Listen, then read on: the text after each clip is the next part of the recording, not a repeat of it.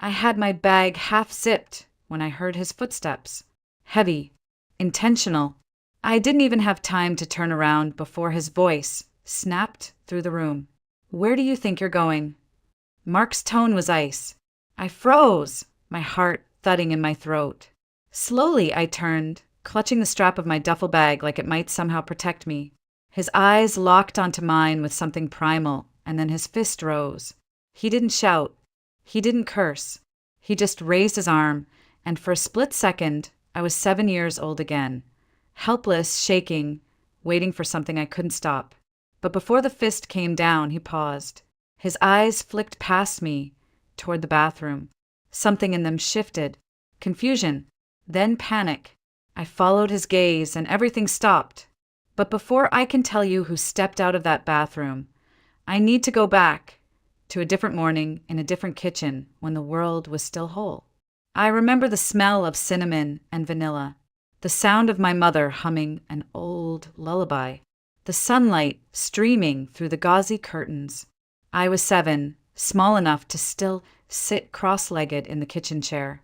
"Julia, breakfast," she called gently, brushing a strand of hair from her cheek with the back of her hand. There were 2 plates, 2 mugs, and a little bouquet of wildflowers in a mason jar between them. "Why are you so dressed up?" I asked. She wore her best blue dress, lipstick soft and pink, hair in a perfect braid. She smiled. "Because every day with you is a celebration," she said. "And I want you to remember that, okay?" I didn't know it was goodbye. That afternoon, we walked to the park, holding hands tighter than usual. We fed the ducks by the pond. She was quiet, too quiet. When we sat on the bench, she turned to me and asked, "Do you know how much I love you?" "A lot," I said. "And I love you even more." She kissed my forehead. "Whatever happens, remember that. Mama will always be with you, right here." She touched my heart. There were tears in her eyes. "Are you crying?" I asked. "No, sweetheart, just the wind." That night, she read me a story about a princess finding her way home. I fell asleep to the sound of her voice, soft, steady forever. The next morning, she was gone. They said it was her heart. I didn't understand how a heart could just stop. Hearts beat forever, don't they?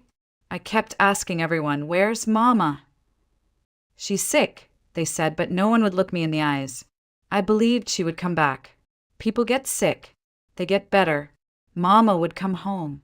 But a week later, strangers arrived. A woman in a gray suit packed up my things and said I was going somewhere better. A place with other kids. I screamed, clung to the doorframe. "I want Mama." I yelled until my throat burned. The woman looked me in the eyes and said flatly, "Your mother is dead. You need to grow up now." That was the moment I learned. Growing up means being alone. The state facility was cold. Long hallways that smelled like bleach and cheap cafeteria food. Metal bunk beds, painted institutional green. "Yours is by the window," said a stern woman named Mrs. Adler. "Bedding gets changed Wednesdays. Wake up at 7. I didn't speak. I just nodded and clutched the only thing they let me keep, a photo of Mama in a wooden frame. "You should hide that," whispered a girl on the next bed over. "People steal everything here."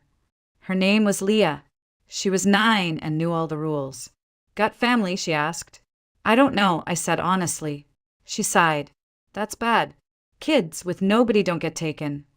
I didn't even know being taken was an option. The days blended together. Wake up, eat, school, nap, dinner, lights out. I learned not to cry, to cut candy into 8 pieces so it'd last a week. I told myself Mama was in a hospital somewhere, recovering. She'd come for me. She had to. That lie was the only thing that let me sleep. Then, 6 months later, he came. A tall man in a gray suit, like the ones in courtroom dramas. The director acted like he was royalty. "Julia Spencer," someone called. No one used my full name. It startled me. In the office, he looked at me for a long time. Same gray eyes as mine, same stubborn chin. "Hi, Julia," he said gently. "I'm your father." I stared at him. "How? How do you know?" He took a deep breath. "After your mother passed, one of her friends contacted me. She said your name was mentioned in the obituary. I took a DNA test. The results came last week, and I signed guardianship papers this morning." My world tilted. My father? Then where had he been? Why hadn't he come for me? Why wasn't he there when Mama died? My voice barely rose above a whisper. "Where were you?" He dropped his gaze. "I didn't know you existed." I stared at him. "She didn't tell me. I wish she had." It was the first lie he ever told me, and it wouldn't be the last. He said he didn't know, that if he had, he would have come, would have fought, would have done anything. But I didn't believe him, not then. Not when the ache of 6 months, without Mama, still lived in my bones. He said his name was Richard Spencer, that he lived in Charleston now, that he had a home, a wife. That Susan, his wife, was excited to meet me. But what about Mama? I asked because, even after death, I still clung to the idea that she might walk through the door any minute. "She'll be looking for me." He knelt down, looking me in the eye. "Julia, your mom won't be coming back." I had heard the word dead before. I just hadn't believed it. When he said it, really said it, something cracked inside me. A soundless breaking. A part of me fell away and never returned. He took me home that same day. The house in Charleston was big, bright, clean, hardwood floors that echoed beneath my sneakers, hallways that smelled like fresh linen and lemon polish. I wanted to like it. I really did. Susan met us at the front door. She was in her early 40s, warm brown eyes, soft voice. She looked like the kind of person who never raised their voice. "You must be Julia," she said, her smile calm and careful. "I've been waiting to meet you." She reached out to shake my hand. I shook it back, stiff and unsure. The house smelled like cookies, not like Mama's house. Clothes, but not quite. "Richard, can you show Julia her room?" she asked. My room was huge, bigger than our entire old apartment. There were soft curtains with flowers, a new bed, a desk, even toys. But no creaking floorboard by the door. No chipped picture frames. No scent of Mama's hand cream. "If you don't like anything, we can change it," Susan said kindly. "This is your home now."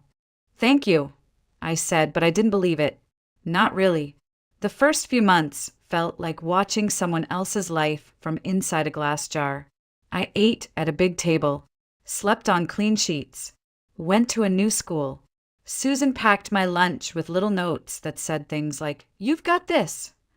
But my heart didn't get the memo. Richard was polite, nice even, but always distant. He'd ask about school like a teacher does. "How was math?" "Do you need help?" He gave birthday gifts. He drove me to piano lessons. But he didn't read bedtime stories. He didn't ruffle my hair. One night, Susan came into my room while I was lying awake, staring at the ceiling. "He's trying," she said softly. "It's hard for him." "Why?" "Because he missed everything, and he knows it." I didn't answer. Because if he knew what he missed, why wasn't he holding on tighter now? Years passed. Slowly, I stopped asking questions. I learned how to fit into the family, how to smile for pictures, how to say Dad like it didn't sting. I wore nice clothes, got good grades. I was a good daughter. At 18, while cleaning out one of Susan's storage closets, I found the truth. A bundle of letters, tied with ribbon, the handwriting, unmistakably my mother's. My heart pounded as I opened the first one. "Richard, don't look for us. Julia thinks she has no father. Let it stay that way. You made your choice. I'm making mine. But if anything happens to me, please, please take care of our daughter. She doesn't deserve to be punished for our mistakes."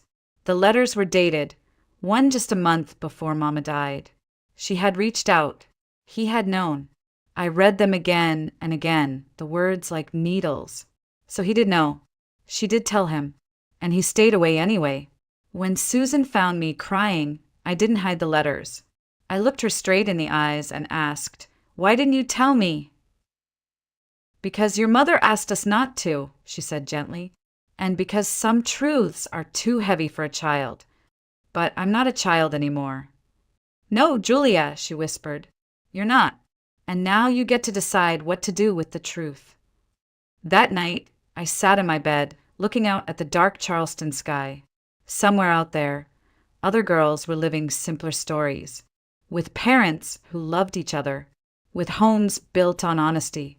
Mine was a story about love that couldn't survive pride, about a mother who chose silence, about a father who chose comfort, and about a girl who carried the cost, alone.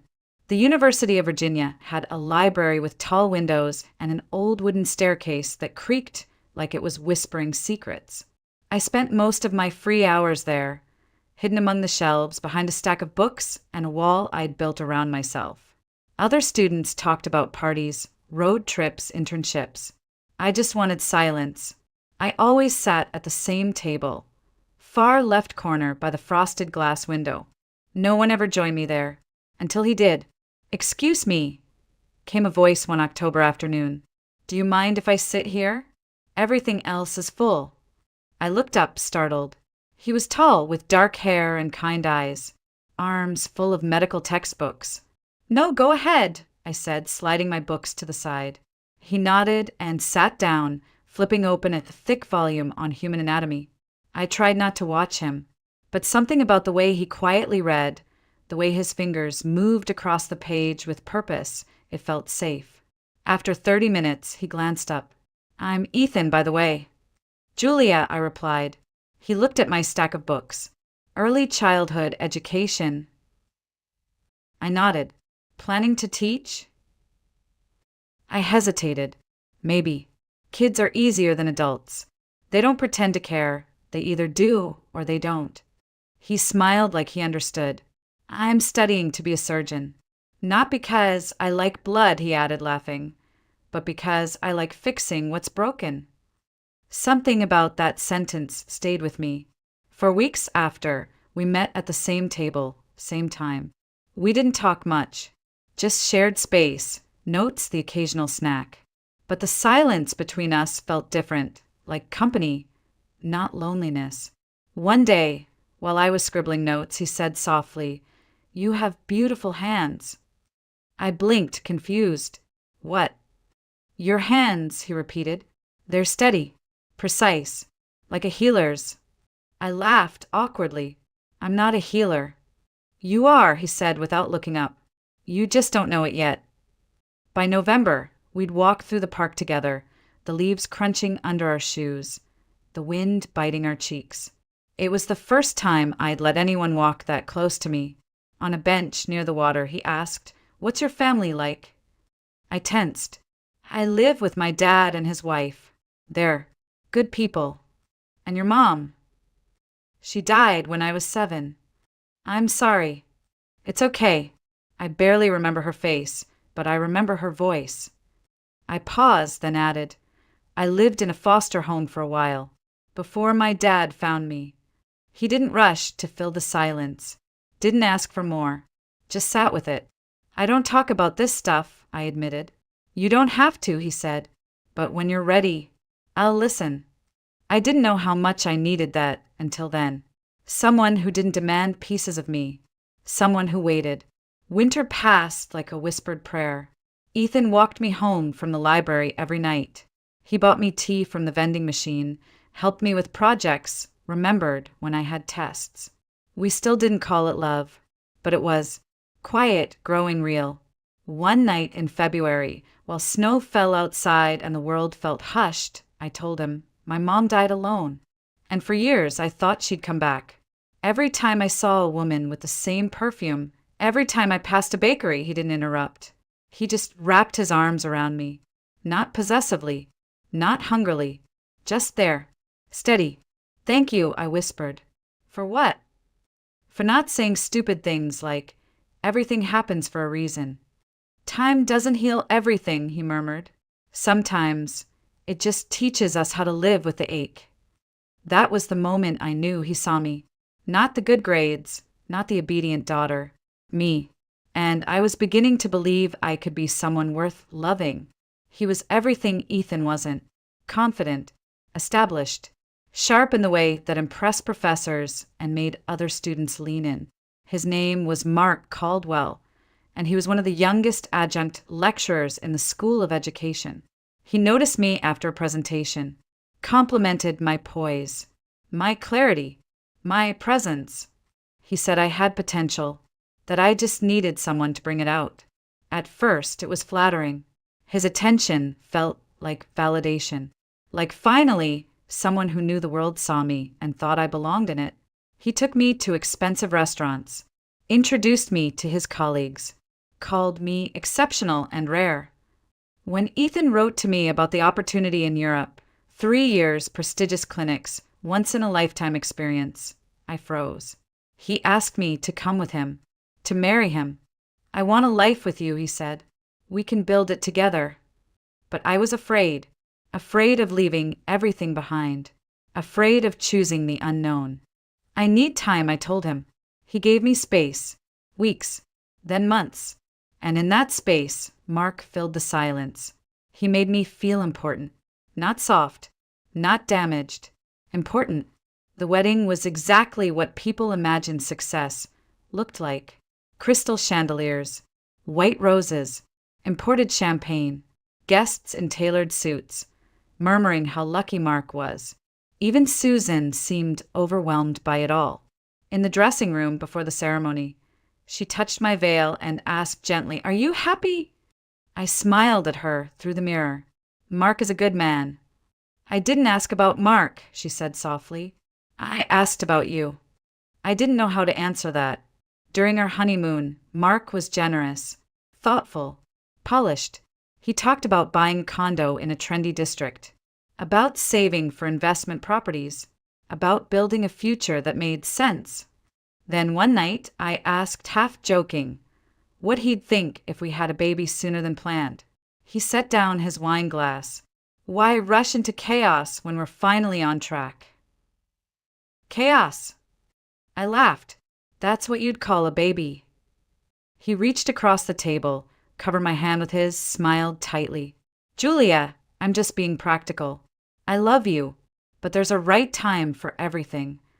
That was the first time I felt something cold coil around my heart. Still, I nodded. I agreed, because that's what good wives do. I started teaching at a local elementary school. Mark advanced in his department.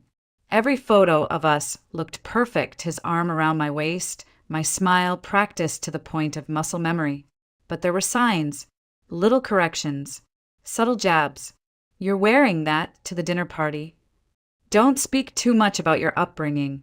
It makes people uncomfortable.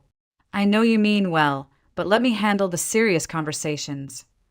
I told myself he was just trying to help, to protect our image, that it was normal to feel out of place next to a man like him. Then came the first pregnancy. Unexpected, delicate. I was terrified and thrilled all at once. I bought a tiny yellow onesie and hid it in my drawer, imagining the day I'd show him. But when I finally told him, smiling, nervous, hopeful, his face didn't soften. "What the hell were you thinking?" he snapped. I wasn't trying, we talked about this. You're not ready. This wasn't the plan." Tears welled in my eyes. "But it's our baby. It's your mistake." I should have walked away then. Should have packed my bag and run. But instead I whispered, "I'm sorry."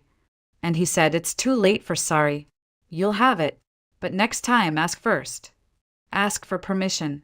That was the night I realized the man I married didn't love me. He loved control, and I had just handed him everything he needed to tighten the grip. Her name was Emily.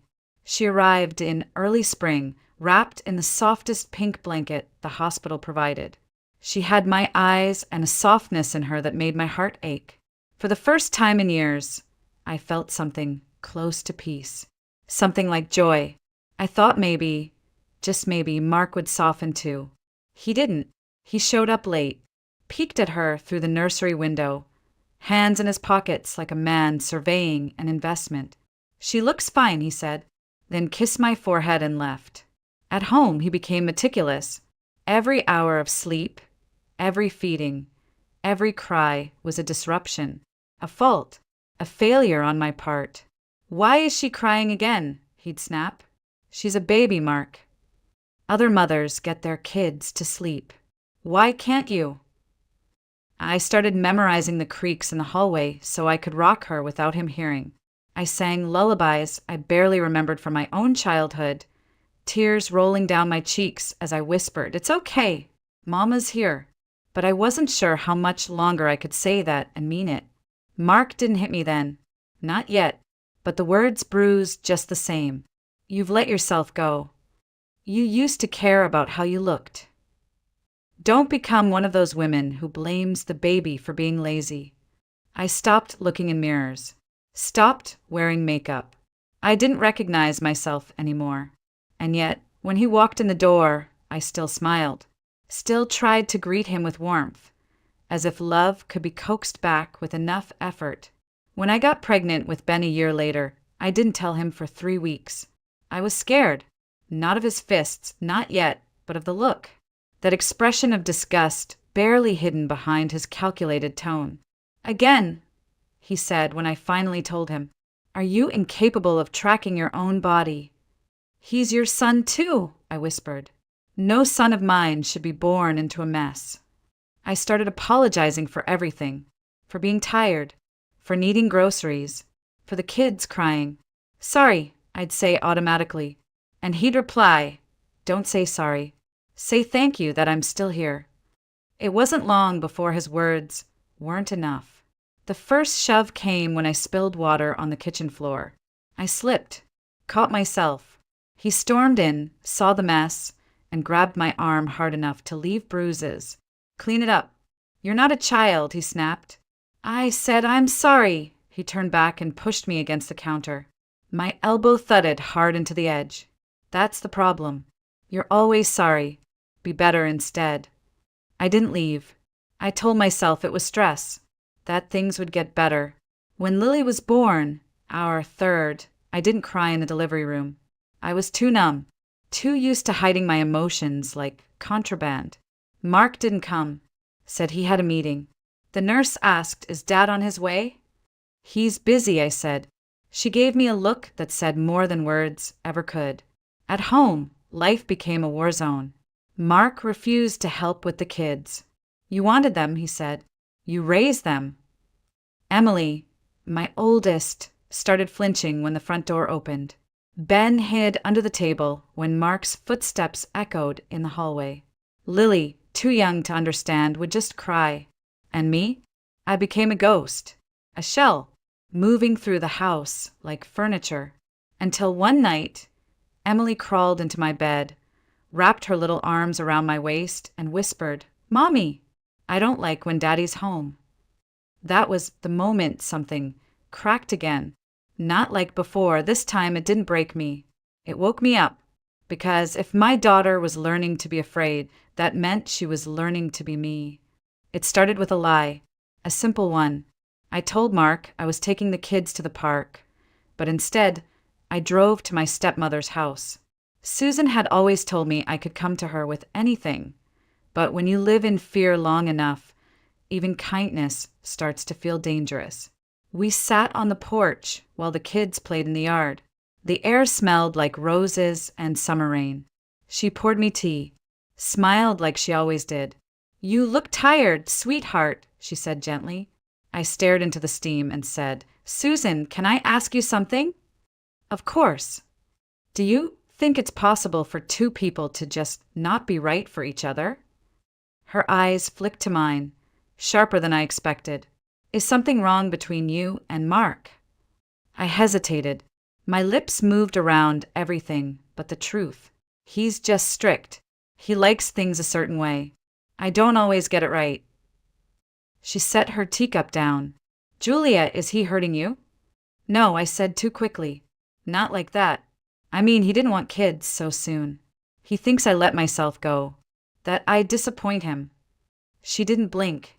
"Sweetheart, no one needs permission to become a mother. That's not a failure. That's a miracle. I looked at her then, really looked, and for the first time in years, someone looked back and didn't see a woman failing at her life. She saw a mother drowning. But it was too late. Mark found out I had visited them. He came home early, his face a tight mask of fury. "Why were you at your father's?" he asked. "The kids wanted to see them."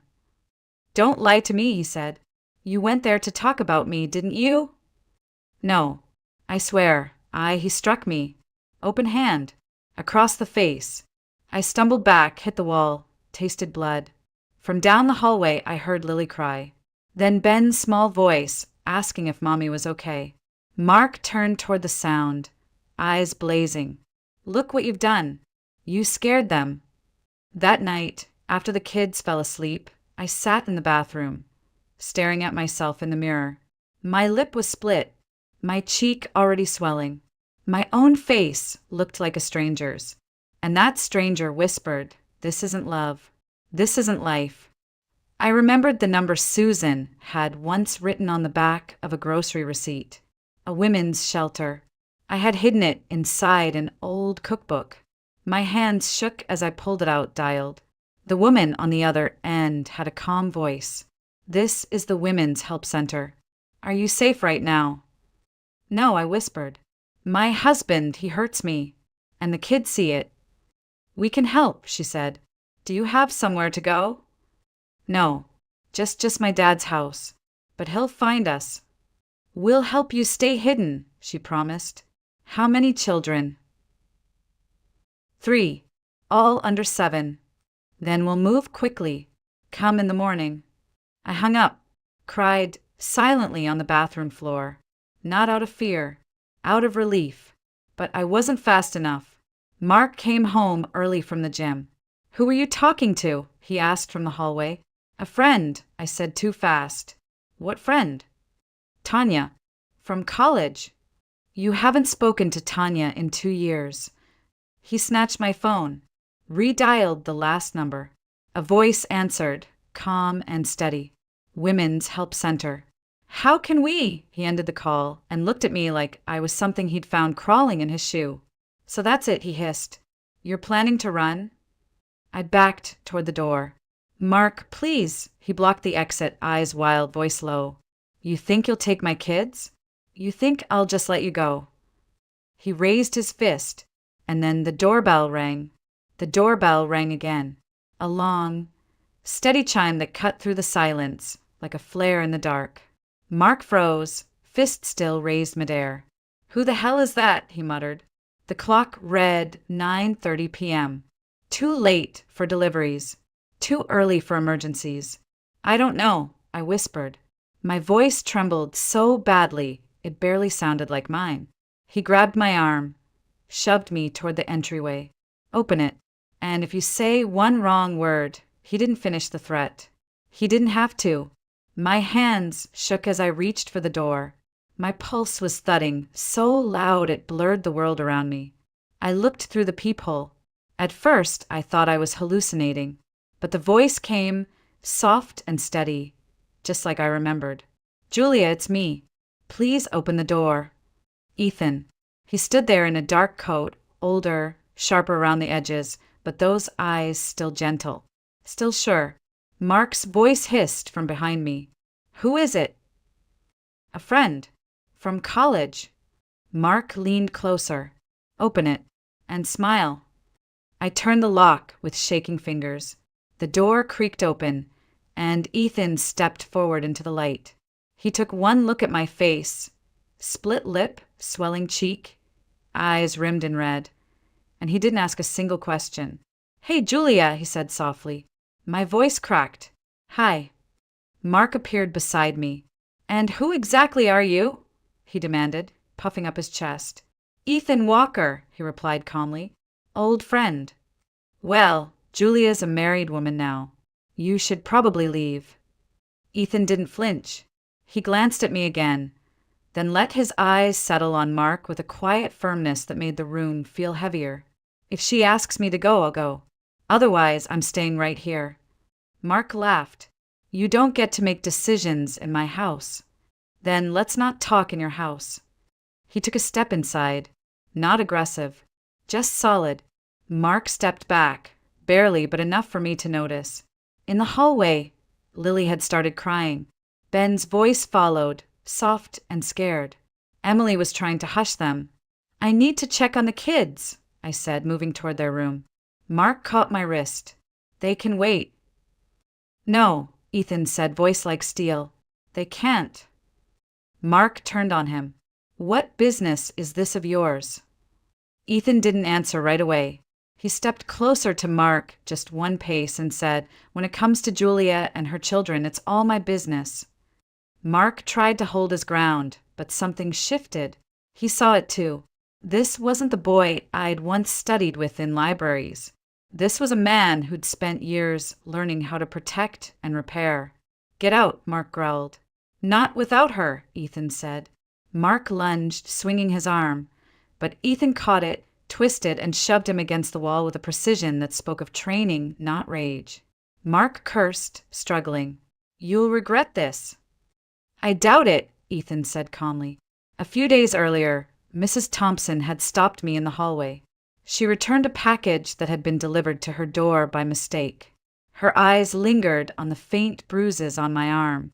"You okay, hon?" she asked softly. I smiled too quickly. "Just tired." She didn't press. But that night, I heard her linger outside our door longer than usual. Then a voice came from behind. "I'd step carefully if I were you." It was Mrs. Thompson, our neighbor from downstairs. She held up a phone, screen still lit. "I've been recording every scream, every crash, every night. I called the shelter myself. And if this man hadn't shown up tonight, I would have walked through that door." Mark's face drained of color. Ethan let him go, then turned to me. "Get your things. Get the kids. You're not spending one more night here." I didn't move at first. I was still frozen, still stuck in the script of survival. But then I looked at my children, 3 wide-eyed little souls huddled in the doorway, and I finally felt it. This wasn't fear anymore. This was freedom knocking.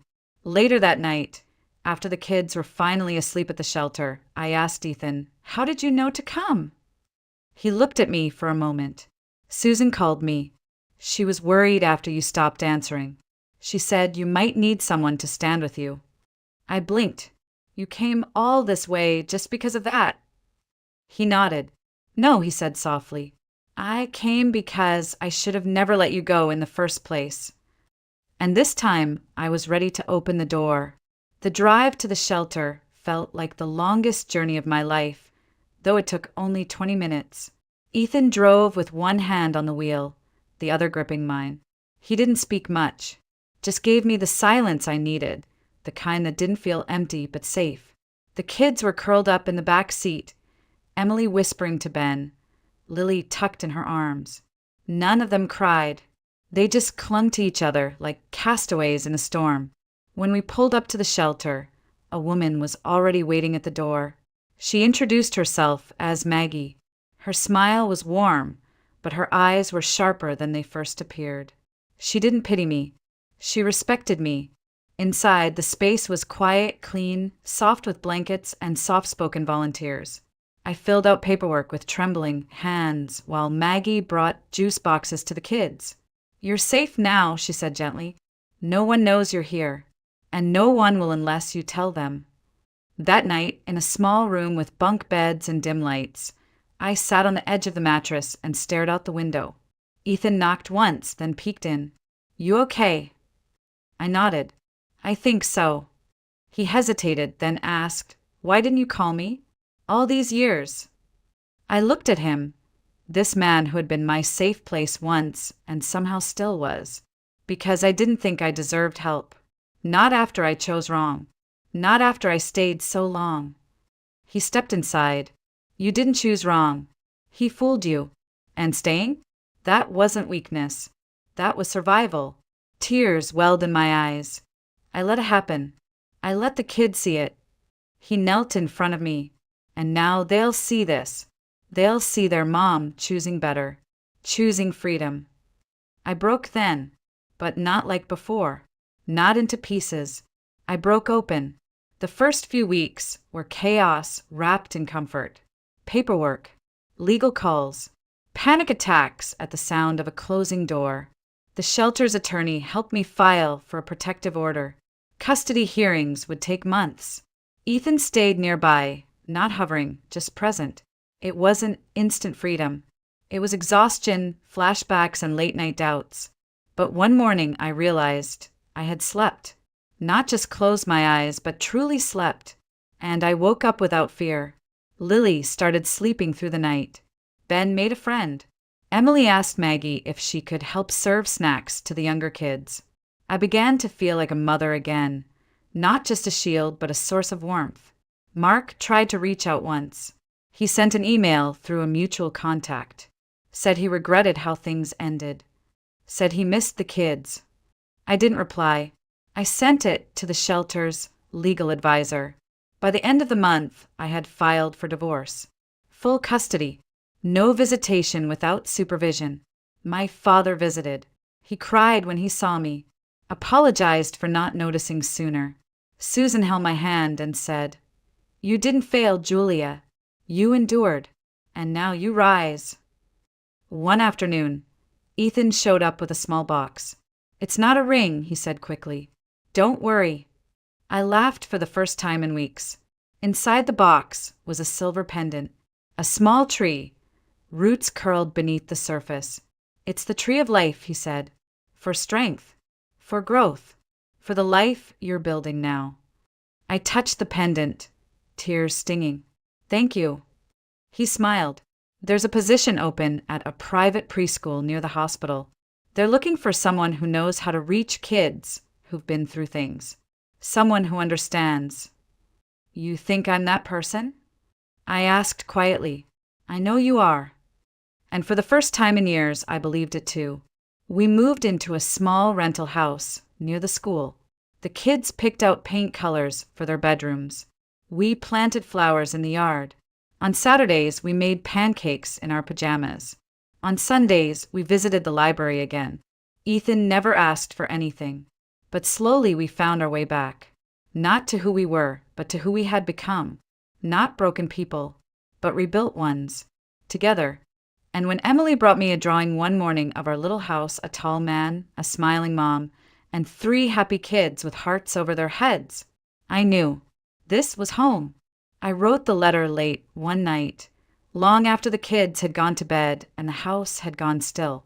Rain was tapping gently against the windows, and the air smelled like lavender from the diffuser Ethan bought me last Christmas. He was asleep on the couch, a book resting on his chest, glasses tilted slightly, just like always. I opened my laptop, stared at the blank document, and typed. To the man I once married, I paused. That phrase alone felt like a lifetime. "You once told me I was lucky you stayed, that no one else would want me, that I was too soft, too messy, too ordinary to ever be enough. For years, I believed you. I shrank myself to fit the version of me you preferred. Smaller, quieter, compliant. I walked on eggshells, so often I forgot how solid ground was supposed to feel. But here's what you never realized. Every insult, every bruise, physical or otherwise, wasn't proof of your power. It was proof of your fear. You were afraid of a woman who could still hope, still mother, still laugh, even in your shadow. You didn't break me. You bent me. You twisted my reflection. But you never erased me. And the moment I walked away, I remembered. I remembered the girl who loved books and dreamed of being a teacher. I remembered the mother who sang lullabies even with a broken heart. I remembered the woman who once stood in a hospital hallway and promised her baby she'd always be safe. You tried to convince me I was worthless. But today, I woke up to Lily's giggle, Ben's arms around my waist, Emily's drawing of a brave mommy on the fridge. Today, I walked into a classroom and met 5 children who've lived through storms. Children who looked at me and saw someone who gets it, someone who stayed.